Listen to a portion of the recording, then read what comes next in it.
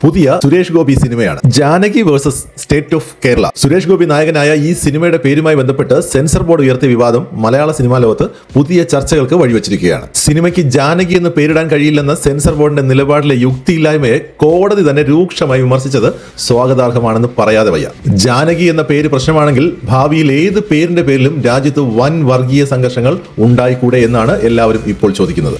മോഹൻലാൽ നായകനായ രാവണപ്രഭു എന്ന സിനിമയൊക്കെ പണ്ടേ ഇറങ്ങിയത് നന്നായി എന്നായിരുന്നു തിരുവനന്തപുരത്തെ MLA ആയ VK പ്രശാന്തിന്റെ വൈറലായ ഫേസ്ബുക്ക് പോസ്റ്റിലെ കമന്റ്. അതേസമയം ഈ സിനിമ സുരേഷ് ഗോപിയുടേതല്ലായിരുന്നുവെങ്കിൽ മലയാളത്തിലെ ഈ പ്രമുഖ സിനിമാ പ്രവർത്തകർ ഇതേപോലെ കൊടി പിടിക്കുമായിരുന്നോ പ്രതികരിക്കുമായിരുന്നോ എന്ന സംശയമാണ് ഇന്ന് എല്ലാവരും ഉന്നയിക്കുന്നത്. അടുത്ത ജന്മത്തിൽ ബ്രാഹ്മണനാകാൻ കച്ചകെട്ടി സംഗീതത്തിന്റെ ഏറ്റവും മികച്ച ആൾരൂപം താനാണെന്ന് കൊട്ടിഘോഷിച്ച് നടക്കുന്ന സുരേഷ് ഗോപിക്ക് മേൽ തന്നെ സെൻസർ ബോർഡിന്റെ കൊട്ട് കിട്ടിയെന്നുള്ളത് ഒരു വിരോധാഭാസമായി. കഴിഞ്ഞ വർഷം ഒരു ഭാരത സർക്കാർ ഉൽപ്പന്നം എന്ന സിനിമയുടെ പേരിൽ നിന്ന് ഭാരതം എന്ന വാക്ക് ഒഴിവാക്കാൻ സെൻസർ ബോർഡ് നിർബന്ധിച്ചപ്പോൾ ഈ സിനിമാ പ്രവർത്തകരിൽ നിന്ന് ആരിൽ നിന്നും കാര്യമായി ഒരു പ്രതിഷേധവും നമ്മൾ കണ്ടില്ല. അന്ന് ഇതേക്കുറിച്ച് സുരേഷ് ഗോപിയോട് ചോദിച്ചിരുന്നെങ്കിൽ ഭാരതത്തെ തൊട്ട് കളിക്കരുത് എന്നുള്ള മസിൽ പിടിച്ചൊരു കടുത്ത പ്രതികരണം അദ്ദേഹത്തിൽ നിന്ന് വന്നേനെ. ആ സുരേഷ് ഗോപിക്കും അദ്ദേഹത്തിന്റെ സിനിമയ്ക്കും വേണ്ടി ഇന്ന് മലയാളികൾ ശബ്ദമുയർത്തേണ്ട കാലമായിരിക്കുകയാണ്. പ്രതികരിക്കേണ്ട സന്ദർഭങ്ങളിൽ നമ്മൾ നിശബ്ദരാകുമ്പോഴാണ് നമ്മുടെ അവകാശങ്ങൾ ഓരോന്നായി കവർന്നെടുക്കപ്പെടുന്നത്.